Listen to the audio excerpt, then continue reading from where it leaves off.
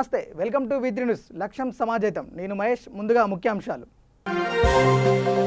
ACB వలలో భద్రాద్రి కొత్తగూడెం జిల్లా Yellandu irrigation AE Naveen. Mission Kakatiya పనుల బిల్లును ఫైనలైజ్ చేసేందుకు లంచం డిమాండ్ చేసిన ఏఈ. శ్రీకాళహస్తిలో టీడీపీ నాయకుల ధర్నా. టీడీపీ హయాంలో నిర్మించిన గృహాలను పంపిణీ చేయాలని డిమాండ్.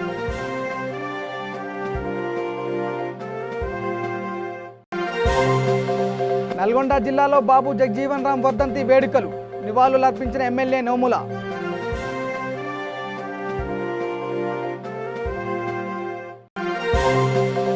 బాసర జ్ఞాన సరస్వతి క్షేత్రంలో వ్యాస పూర్ణిమ ఉత్సవాలు.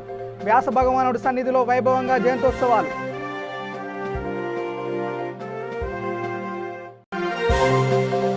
రాష్ట్ర ప్రభుత్వంపై ఎంపీ కోమటిరెడ్డి వెంకటరెడ్డి మండిపాటు. ధనిక రాష్ట్రమని చెప్తున్న కేసీఆర్ ఉద్యోగులకు ఎందుకు సగం జీతాలు ఇచ్చారని వ్యాఖ్య.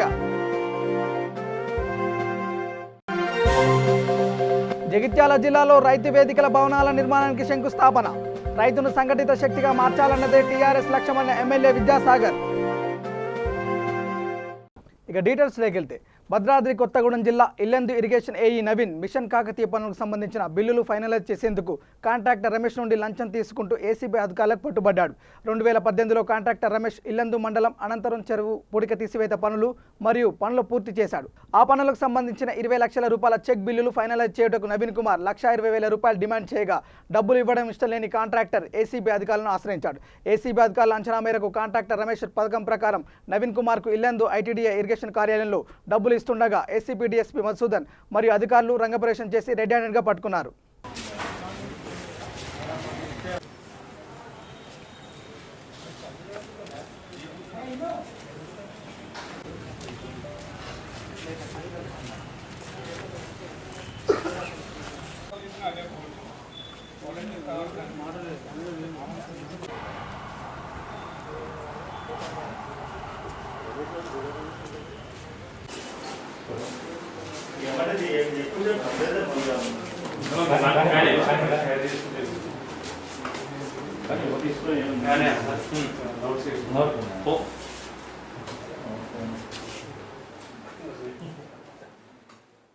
శ్రీకాళహస్తిలో టీడీపీ నాయకులు ధర్నాకు దిగారు. గత తెలుగుదేశం ప్రభుత్వ హయాంలో ప్రతిష్టాత్మకంగా నిర్మించిన న్యూ ఎన్టీఆర్ నగర్ గృహ నిర్మాణంలో దాదాపు 6,000 ఇళ్లు పూర్తయ్యాయని, వాటిని డీడీల రూపంలో డబ్బులు చెల్లించిన లబ్ధిదారులకు పంపిణీ చేయాలని డిమాండ్ చేస్తూ నిరసన చేపట్టారు. మరి అదేవిధంగా తీసుకుంటే మన జిల్లాలో చిత్తూరు జిల్లాలో 1,70,000 ఇళ్లు పూర్తయినాయి. మరి అదేవిధంగా కాళహస్తి పట్టణంలో మున్సిపాలిటీ స్థాయిలో కూడా సుమారు 6,000 ఇళ్లని పూర్తి చేసినటువంటి ఏకైక ప్రభుత్వం చంద్రబాబు నాయకత్వంలో తెలుగుదేశం ప్రభుత్వం. 6,000 మంది నిరుపేదలకి ఇళ్లను ఇచ్చుంటే ఈ రోజు 6,000 మంది నెలకి 1,000 రూపాయల లెక్కన కూడా బాడుగు ఇళ్లలో ఉన్నారు అందరూ పేదోళ్లు. మరి వాళ్ళ బాడుగు 12,000 లెక్కేసుకున్న సుమారు 6,000 మంది మీద లక్షల రూపాయలు ఈ 12 నెలల్లో వృధా కాకుండా పేద ప్రజల కష్టంలో అవి ఉపయోగపడి ఉండేది. మరి ఆ కష్టాలన్నింటినీ కూడా తీవ్రంగా నష్టపరిచినటువంటి వ్యక్తి ఎవరు ఉన్నారంటే రాష్ట్రంలో ముఖ్యమంత్రి జగన్మోహన్ రెడ్డి గారు. మరి కేవలం దోచుకో దంచుకో పంచుకో నినాదంతో తండ్రి అధికారంలో ఉన్నప్పుడు ఏ విధంగా చేశాడు, ఈ రోజు కూడా అదే పరిస్థితుల్లో జగన్మోహన్ రెడ్డి గారు కొనసాగుతా ఉన్నారు. మరి దాంట్లో నిదర్శనమే ఈ యొక్క ఇళ్ల స్థలాల పేరుతో 1 సెంటు 1.5 సెంటు తనకు కావలసిన వాళ్ళకి ఇచ్చుకోవడం కోసం పేదల భూములను ఆక్రమించడం, దేవాదాయ భూములను వదిలిపెట్టుకుని పోవడం, మడ అడవుల్ని నరికేయడం, మడ భూములను కూడా ఆక్రమించుకుని 5 లక్షలు ఎకరా చేసేదాన్ని 50 లక్షలు చెల్లించే దౌర్భాగ్య స్థితిలో రాష్ట్ర ప్రభుత్వం ఉంది. దాంట్లో భాగంగా చదును చేసే కార్యక్రమం కూడా 2,600 కోట్ల రూపాయలు ఉపాధి హామీ నిధుల్ని తన అనుమాయుల కోసం వాడుకునేటటువంటి ముఖ్యమంత్రి ఈ ప్రభుత్వం జగన్మోహన్ రెడ్డి నాయకత్వం ప్రభుత్వాన్ని ఈ సందర్భంగా ప్రజలకు తెలియజేస్తున్నాం. వీటన్నిటి మీద కూడా పెద్ద ఎత్తున రాష్ట్ర స్థాయిలో ఉద్యమాలు తీసుకొచ్చి ఈ ప్రభుత్వానికి మరి కనువిప్పు కలిగే విధంగా ఇప్పటికైనా అతను తన వైఖరిని, కక్ష సాధింపు వైఖరిని మార్చుకొని 51% ఓట్లతో మరి 151 సీట్లతో అధికారం వచ్చిన ఈ ముఖ్యమంత్రి మరి పేదలకు ఇళ్లు పంచాలని తెలుగుదేశం పార్టీ తరఫున శ్రీకాళహస్తి నియోజకవర్గం తరఫున డిమాండ్ నెరవేర్చడంలో భాగంగా గత ప్రభుత్వంలో మా నాయకుడు నారా చంద్రబాబు నాయుడు గారు పేదవాడికి ప్రతి ఒక్కరికి సొంత ఇళ్లు ఉండాలనే సదుద్దేశంతో ప్రతి నియోజకవర్గంలో 1000 ఇళ్లు నిర్మించారు.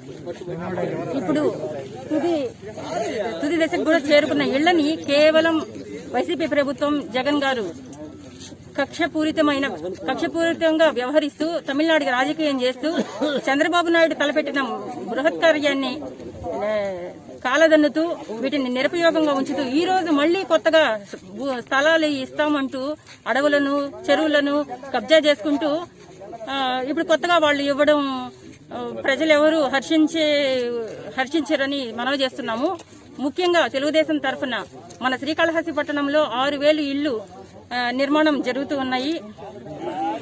పూర్తిగా కూడా జరిగిపోయాయి. 6,000 ఇళ్లు పూర్తిగా నిర్మాణం జరిగినాయి. లబ్ధిదారులందరూ కూడా లబ్ధిదారులందరూ కూడా డిపాజిట్ చేస్తున్నారు. వాళ్ళందరికీ కూడా న్యాయం చేయాలని, వీటినన్నిటినీ వెంటనే వాళ్ళ లబ్ధిదారులకు అందివ్వాలని మేము డిమాండ్ చేస్తున్నాం. నల్గొండ జిల్లా నాగార్జున సాగర్ నియోజకవర్గం ఆలియా మున్సిపాలిటీలో బాబు జగజీవన్ రావు వర్ధంతి సందర్భంగా శాసనసభ్యులు నోముల నరసింహయ్య ఆయన విగ్రహానికి పూలమాలలు వేసి నివాళులు అర్పించారు.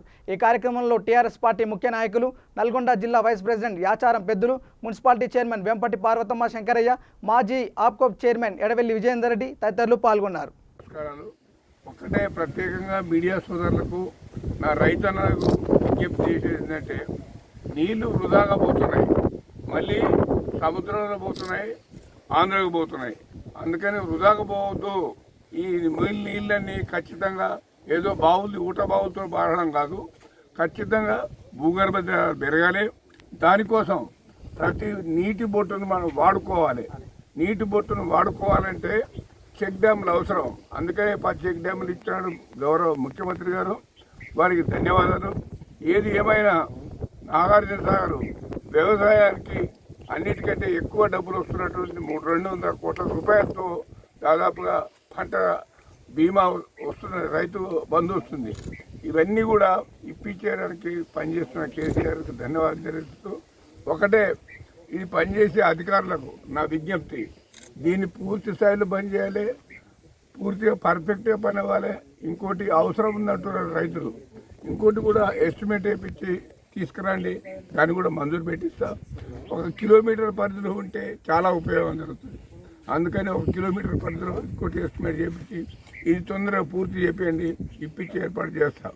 నీళ్లను వాడుకోవడం అంటే సమాజానికి మేలు చేయడం, నీళ్లను చెక్ డ్యాముల ద్వారా నిలుపుకోవడం అంటే వృధా నీటిని ఆపుకోవడం. ఈ రోజున్న పర్యావరణ పరిరక్షించాలంటే ఖచ్చితంగా చేయాల్సిన అవసరం ఉంది. అందరూ సహకరించాల్సిందిగా విజ్ఞప్తి. నిర్మల్ జిల్లా జ్ఞాన సరస్వతి క్షేత్రంలో గంగపుత్ర చైతన్య సమితి ఆధ్వర్యంలో వ్యాస పూర్ణిమ ఉత్సవాలు ఘనంగా నిర్వహించారు. వ్యాస భగవానుడి సన్నిధిలో వేద వ్యాసుడు జయంత్యోత్సవాలను వైభవంగా జరిగాయి. తొలుత వ్యాస భగవానుడికి గంగపుత్రులు పూజలు చేశారు. అనంతరం పెద్ద సంఖ్యలో మహిళలు వలపందిరితో గోదావరికి శోభాయాత్ర నిర్వహించారు.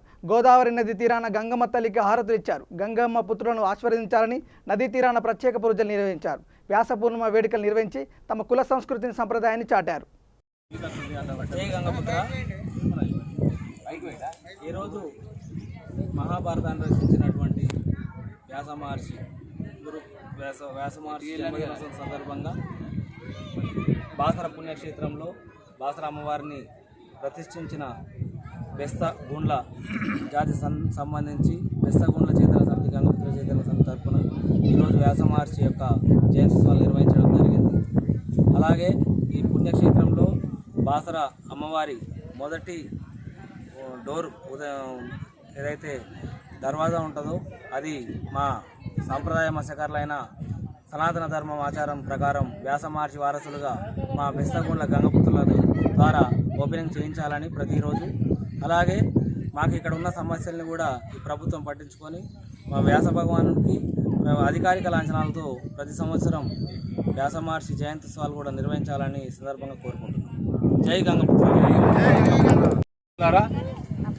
ఈరోజు బాసర పుణ్యక్షేత్రంలో బెస్తగూండ్ల చైతన్య సమితి ఆధ్వర్యంలో వ్యాస మహర్షి ఏదైతే జన్మదినాన్ని పురస్కరించుకొని ఈరోజు బాసర గంగపుత్రులు అట్లాగే రాష్ట్ర వ్యాప్తంగా ఉన్న బెస్తగూండ్ల చైతన్య సమితి సభ్యులందరూ కూడా ఇక్కడ విచ్చేసి ఈ కార్యక్రమాన్ని విజయవంతం చేసినందుకు ముందుగా వాళ్ళందరికీ కృతజ్ఞతలు తెలియజేస్తూ, ఈరోజు మనం ఏదైతే కార్యక్రమాలు చేస్తున్నామో ప్రభుత్వానికి కనువిప్పు కావాలనే ఒక ఆలోచనతోనే ఇలా చేయడం జరుగుతుంది. ఎందుకనగా ఇవాళ అనేక జాతులకు సంబంధించినటువంటి, ఇప్పుడే మన రమేష్ గారు చెప్పిండు, అతని పేరేంది, నాయకుడు చందూలాల్ నాయకు అనేటువంటి ఒక ఎస్టీ వర్గానికి సంబంధించినటువంటి ఆ వర్గాన్ని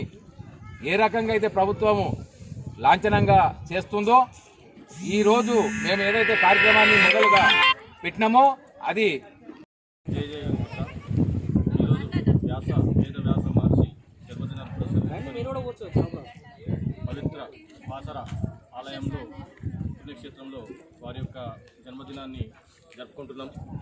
ఈ కార్యక్రమానికి విచ్చేసినటువంటి నా కుల బంధువులందరికీ శుభాకాంక్షలు తెలుపుకుంటూ, అదేవిధంగా రాష్ట్ర వ్యాప్తంగా ఉన్నటువంటి కుల బంధువులందరికీ శుభాకాంక్షలు, వ్యాస మహర్షి యొక్క శుభాకాంక్షలు తెలుపుతూ, వ్యాస మహర్షి ఒక వేద పండితుడు. ఆయన ఒక గంగపుత్ర జాతిలో పుట్టినటువంటి వ్యక్తి. అంతటి గొప్ప మహానుభావుడు మరి మన జాతిలో పుట్టినందుకు మనం ఎంతో గర్వించదగ్గ విషయం.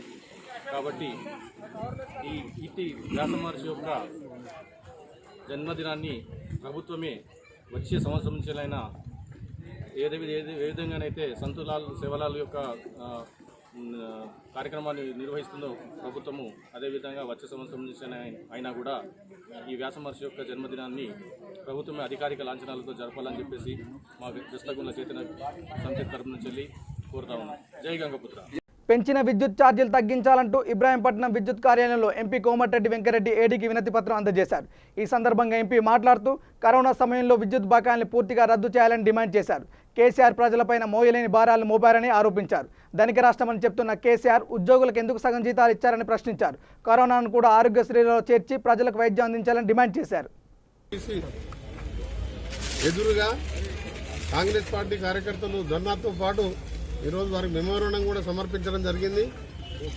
ఈ కార్యక్రమంలో పాల్గొంటున్న మల్రెడ్డి రంగారెడ్డి గారు, ఇతర మా నాయకులకు, జడ్పీటీసీలకు, కౌన్సిలర్లకు, సర్పంచులకు, ఎంపీలకు, అందరి కార్యకర్తలకు, ముఖ్యంగా ప్రజలందరికీ కూడా ఈ సందర్భంగా ఒక్కసారి మీరందరూ కూడా ఆలోచించాలి. ప్రజలందరూ కూడా పేద ప్రజలు.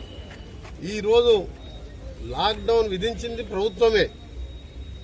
లాక్డౌన్లో మొత్తం కూడా ఎంటైర్ ఇవాళ మొత్తం వ్యాపారాలు కానీ, కార్మికులు కానీ, కర్షకులు కానీ, షాపులలో పనిచేస్తాం కానీ, ఆటో రిక్షా డ్రైవర్లు కానీ, పేదవాళ్ళు, ఊళ్ళలో ఉండే కూలీ చేసుకునే వాళ్ళందరూ కూడా గవర్నమెంటే ఇవాళ దొడ్డు బియ్యం ఇచ్చి తినటానికి బియ్యం ఇచ్చింది. ఈ సమయంలో ఇవాళ కరెంటు బిల్లుల పేరు మీద నెల నెల తీసుకునే రీడింగ్లు తీసుకోకపోవడం, ఒకటేసారి 3 నెలల రీడింగ్ తీసుకుంటే ఆ స్లాబ్ రేటు పెరిగి ఇవాళ ఒక్కొక్క ఇంటికి 5,000, 6,000 బిల్లు వచ్చినాయి. మేము ఈ సందర్భంగా ఒకటే డిమాండ్ చేస్తున్నాం ముఖ్యమంత్రి గారిని, నీకు ఏమాత్రం మానవత్వం ఉన్నా సరే వెంటనే కరెంటు బిల్లు అన్ని కూడా మాఫీ చేయాలని చెప్పి ఈ ప్రభుత్వాన్ని డిమాండ్ చేస్తూ ఒకటే అడుగుతున్న ముఖ్యమంత్రి గారిని, మీరు ఎమర్జెన్సీ డిపార్ట్మెంట్లు, శానిటేషన్ కానీ, హెల్త్ డిపార్ట్మెంట్ కానీ, పోలీస్ డిపార్ట్మెంట్లు కానీ అన్ని డిపార్ట్మెంట్ వాళ్ళు పనిచేసిండ్రు. నెల నెల నువ్వు మాస్కులు వేసుకొని పోయి నువ్వు రీడింగ్ తీసుకుంటే మేము ఏ ఇంట్లో వద్దనలే కదా. ఇవాళ 100-200 యూనిట్లు వస్తే ఒక రేటు ఉంటుంది, వాళ్ళకి నామినల్ బిల్లు వస్తుంది. ఇలా 3 నెలలకు ఒక్కసారి వస్తే 600-700 యూనిట్ వస్తే 9 రూపాయల యూనిట్ లెక్క వస్తుంది. ఆ యూనిట్ లెక్క చేసి ఈ విధంగా కరెంటు ఛార్జీలు మోపడం చాలా దుర్మార్గమైన పని. నిజంగా ఈ ముఖ్యమంత్రి ఈరోజు ప్రజలను పాలిస్తానికి వచ్చినా చంపడానికి వచ్చినా అర్థమవుతలేదు. మీరు చూస్తున్నారు ఇవాళ ఆయన ఇచ్చే 12 కిలోల బియ్యం అని చెప్పి ఆయన కేంద్రం 5 కిలోలు ఇచ్చి ఇంకో 5 కిలోలు తగ్గి 5 కిలోలు యాడ్ చేసి 2 కిలోలు తగ్గించింది నిన్నమన్నా. ఇప్పటికీ ఆటోలు నడుస్తలేవు, వ్యాపార సంస్థలు నడుస్తలేవు, ఇండస్ట్రీస్ నడుస్తలేవు. గ్రామీణ ప్రాంతాల్లో పరిస్థితి కూలీలు లేక నాలు లేక చాలా మంది ఇబ్బంది పడుతున్నారు.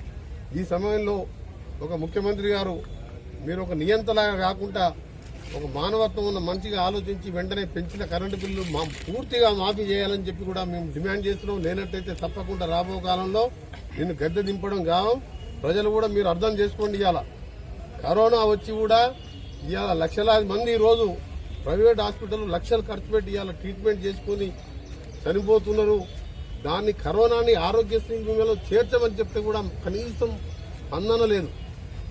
టెస్టులు లేవు. ఇవాళ లక్షలాది మంది ఇవాళ కరోనా పాజిటివ్ కేసులు ఉన్నాయి.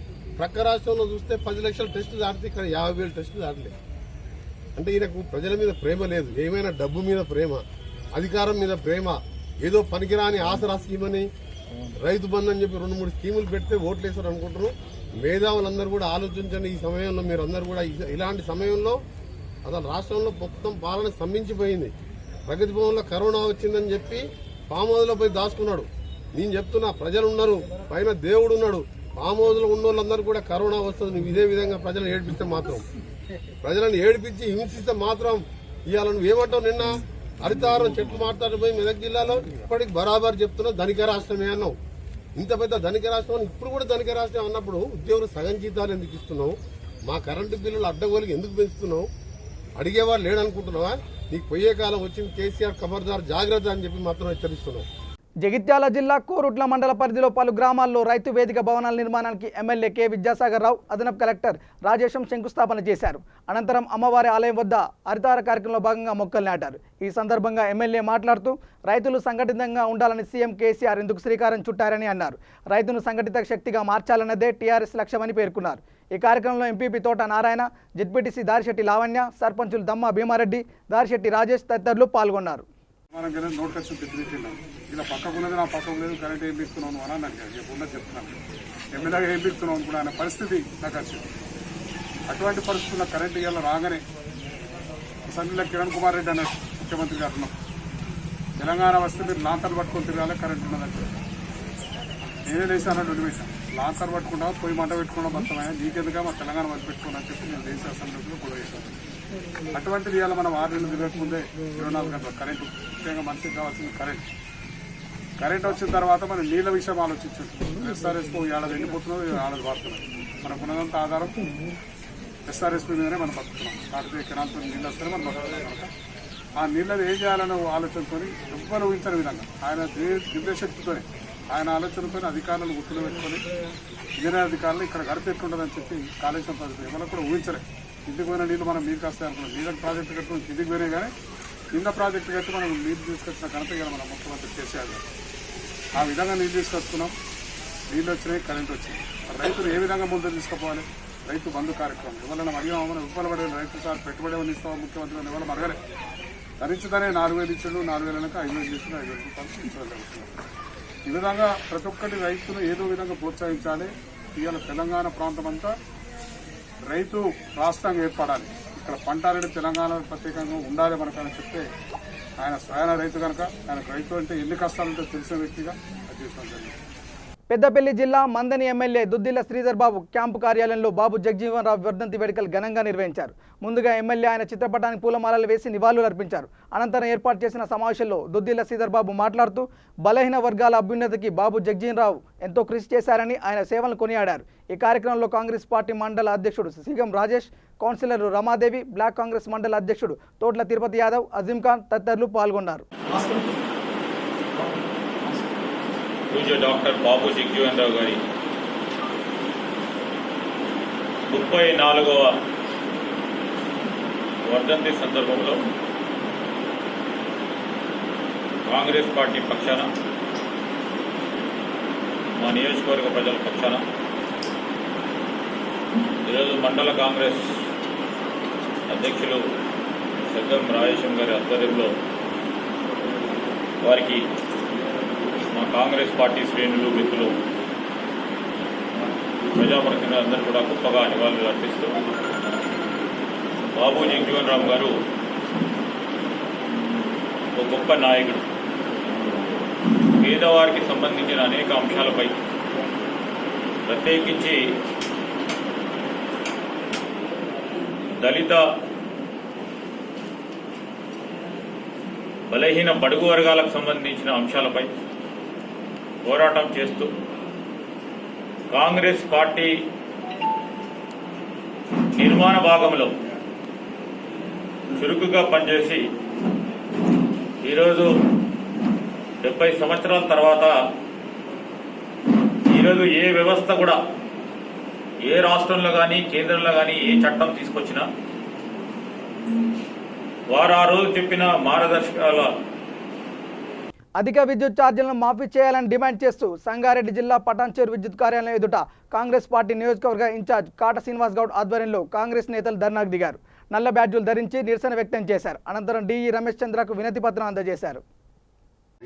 రాష్ట్ర పిసిసి ఉత్తమ్ కుమార్ రెడ్డి గారి పిలుపు మేరకు మరి ఈరోజు రాష్ట్ర వ్యాప్తంగా మరి ప్రతి నియోజకవర్గం హెడ్ క్వార్టర్లో మరి ఈ కరెంటు బిల్లు మీద మేము ఈరోజు ధర్నా చేయడం జరుగుతూ ఉంది. అందులో భాగంగానే డిఈ గారికి మరి వినతి పత్రం ఇచ్చి మరి ఏదైతే కాంగ్రెస్ పార్టీ ఎజెండా అంశం ఏదైతే ఉందో మరి అది కేవలం పేద ప్రజల గురించి ఈపీఎల్ ఏదైతే బిలో పవర్టీ లైన్ సంబంధించినటువంటి పేద మధ్యతరగతి కుటుంబాలకు మరి వెంటనే ఏదైతే కరెంటు బిల్లు మరి లాక్డౌన్లో మరి జీతాలు లేక మరి వాళ్ళ ఉద్యోగాలు పోయి సగం జీతాలు వచ్చి నానా బాధలు పడుతున్నటువంటి పరిస్థితులలో మరి కరెంటు బిల్లు మోయించింది రాష్ట్ర ప్రభుత్వం అని చెప్పి మరి వెంటనే అది వెనక్కి తీసుకోవాలి, పూర్తిగా మాఫీ చేయాలని చెప్పి కాంగ్రెస్ పార్టీ డిమాండ్ చేస్తూ ఉంది. మరి ఇదొక విషయమే కాదు, మరి మొన్న కూడా మీ అందరికీ తెలుసు మరి డీజిల్ పెట్రోల్ పెంపుడు దాని మీద కూడా మరి మేము రాష్ట్రపతికి లేఖ కూడా రాయడం జరిగింది కాంగ్రెస్ పార్టీ మొత్తం కూడా. మరి ఈరోజు ఈ ప్రభుత్వాలు కేంద్ర ప్రభుత్వం కావచ్చు, రాష్ట్ర ప్రభుత్వం కావచ్చు, మరి చూస్తున్నటువంటి అన్ని పరిస్థితులలో కూడా అన్ని రంగాలలో కూడా పేదవాడిని మొత్తం కూడా నడ్డిస్తూ ఉన్నట్టు. నిజంగా ఉద్యోగాలు లేవురా బాబు అంటుంటే ఈరోజు వాళ్ళని ఆదుకునే పరిస్థితి పోయి ఇంకా మీదికెళ్ళి వాళ్ళ మీద మరి ఇట్లాంటి అదనపు భారం వేసి నిజంగా వాళ్ళు బతకలేని స్థితికి తీసుకొస్తున్నటువంటి ఈ ప్రభుత్వాల మీద ఖచ్చితంగా కాంగ్రెస్ పార్టీ పోరాడుతూనే ఉంటుంది, నిత్యం పోరాడతాం. ఖచ్చితంగా వెంటనే కరెంటు బిల్లు మాఫీ చేయాలి, అదేవిధంగా పెట్రోల్ డీజిల్ ధరలు కూడా వెంటనే తగ్గించాలని చెప్పి కూడా. లాక్డౌన్ కాలంలోని కరెంటు బిల్లులను ప్రభుత్వం మాఫీ చేయాలని కోరుతూ మేడ్చల్ జిల్లా సుభాష్ నగర్ డివిజన్ పరిధిలోని సబ్స్టేషన్లో డివిజన్ కాంగ్రెస్ పార్టీ అధ్యక్షులు గుబ్బల లక్ష్మీనారాయణ ఏఈకి వినతి పత్రం సమర్పించారు. ఈ కార్యక్రమంలో సీనియర్ కాంగ్రెస్ నాయకులు కుమ్మరి శంకర్, మల్లేష్ గౌడ్, షేక్ ఫయాజ్, గుబ్బల వెంకటరమణారవి తదితరులు పాల్గొన్నారు. ఈరోజు కుత్బుల్లాపూర్ మాజీ ఎమ్మెల్యే శ్రీశైలమన్న గారి పిలుపు మేరకు మరి ఈరోజు మేము కూడా మరి ఆయన పిలుపు మేరకు మేము అందరం కూడా వచ్చి ఇక్కడ విద్యుత్ ఆఫీస్ దగ్గర మరి ఏదైతే ఈరోజు ఈ కరెంటు ఛార్జీలు పెరిగినాయో దాని ఫలంగా మేము మరి ఈరోజు ఇక్కడ ఏయూ గారికి ఒక మెమోరాండం ఇవ్వడానికి వచ్చాము. టీఆర్ఎస్ గవర్నమెంట్ తీసుకున్నటువంటి నిర్ణయాలు మరి అందరూ కూడా వ్యతిరేకంగా అందరు చెప్తా ఉన్నారు. ఏదైతే ఈ విద్యుత్ మరి ఛార్జీలు పెరగడం వల్ల పేదవాళ్ళకి చాలా ఇబ్బంది జరుగుతుంది కాబట్టి మరి మేము ఈరోజు ప్రభుత్వాన్ని మేము నిరసన తెలియజేస్తున్నాము. ఎంబడే ఈ ప్రభుత్వం ఏదైతే ఈ నిర్ణయం తీసుకుందో కరెంటు ఛార్జీల పెంపుడు మీద ఎంబడే తగ్గించాలి, మరి పేదవాళ్ళకి చాలా ఇబ్బంది జరుగుతుందని తెలియజేయడానికి ఈరోజు నిరసన తెలియజేస్తున్నాము. రాజన్న సిరిసిల్ల జిల్లా చందుర్తి మండల కేంద్రంలో కాంగ్రెస్ పార్టీ నాయకులు స్థానిక సెస్ కార్యాలయం ముందు నల్ల బ్యాడ్జీలు ధరించి నిరసన చేపట్టారు. లాక్డౌన్లో ఉపాధి కోల్పోయిన సామాన్య ప్రజలను ఆదుకోవాల్సిన ప్రభుత్వం అధిక ఛార్జీలు విధించి ఇబ్బందులు గురిచేస్తుందని ఆవేదన వ్యక్తం చేశారు. ఈ కార్యక్రమంలో ఎంపీటీసీలు మేకల గణేష్, పులి రేణుకా సత్యం తదితరులు పాల్గొన్నారు. కాంగ్రెస్ పార్టీ రాష్ట్ర అధ్యక్షులు ఉత్తమ్ కుమార్ రెడ్డి గారి పిలుపు మేరకు ఈరోజు చందుర్తి మండల కేంద్రంలో సెస్ ఆఫీస్ ముందు ఏదైతే గత 3 నెలల కాలంలో పేద ప్రజలపైన మోపినటువంటి అధిక బిల్లుల మోతను నిరసిస్తూ ఈరోజు కాంగ్రెస్ పార్టీ మండల శాఖ ఆధ్వర్యంలో పెద్ద ఎత్తున ఈరోజు నిరసన కార్యక్రమం చేపట్టడం జరిగింది.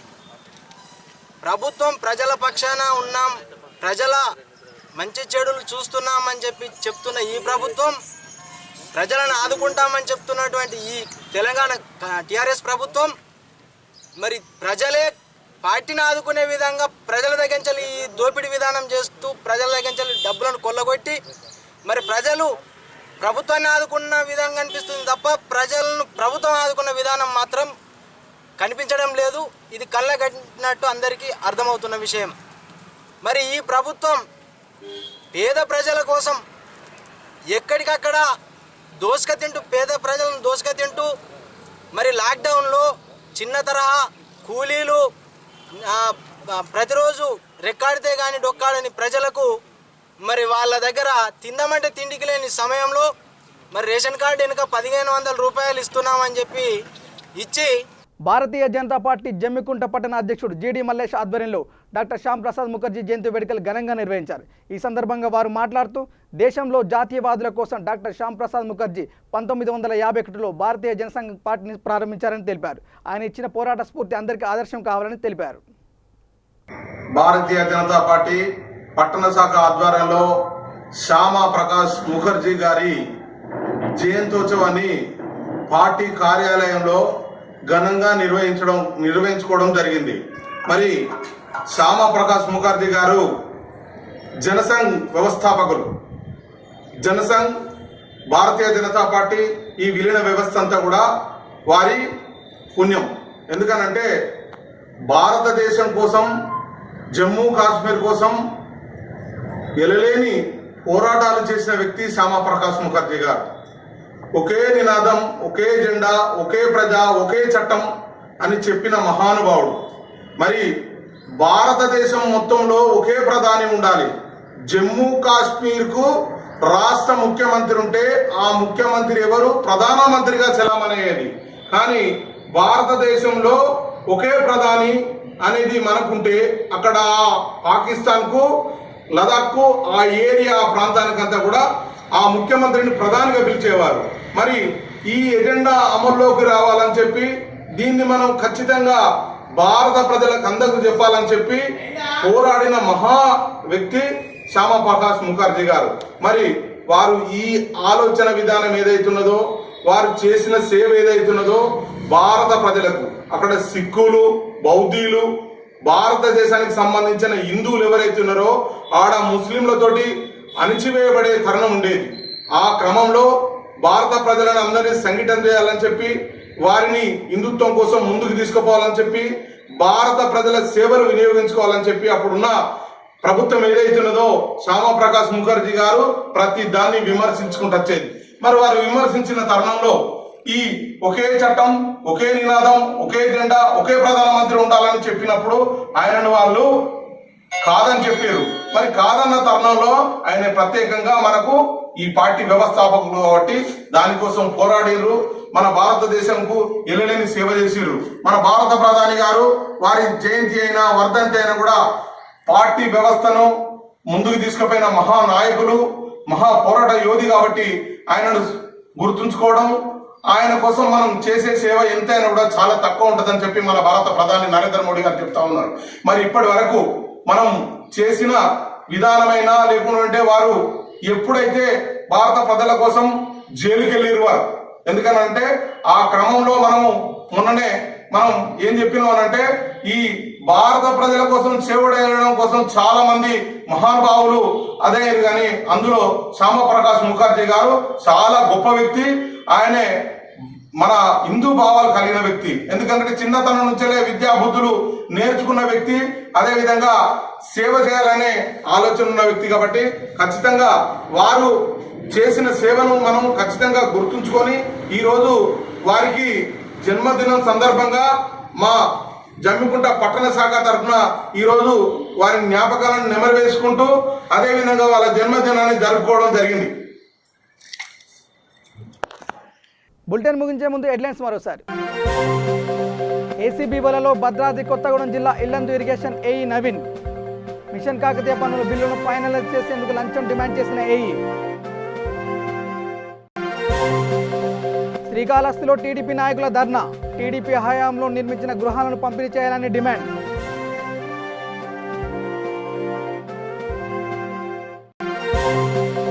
నల్గొండ జిల్లాలో బాబు జగజీవన్ రామ్ వర్ధంతి వేడుకలు.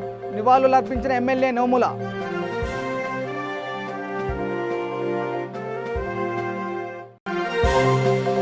బాసర జ్ఞాన సరస్వతి క్షేత్రంలో వ్యాస పూర్ణిమ ఉత్సవాలు. వ్యాస భగవానుడి సన్నిధిలో వైభవంగా జయంతోత్సవాలు.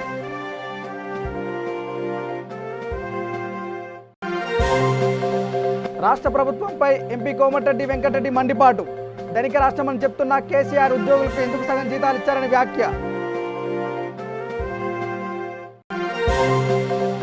జగిత్యాల జిల్లాలో రైతు వేదికల భవనాల నిర్మాణానికి శంకుస్థాపన. రైతును సంఘటిత శక్తిగా మార్చాలన్నదే టీఆర్ఎస్ లక్ష్యమన్న ఎమ్మెల్యే విద్యాసాగర్. ఇవి బులెటిన్ అప్డేట్స్. చూస్తూనే ఉండండి V3 న్యూస్. లక్ష్యం సమాజేతం. నమస్కారం.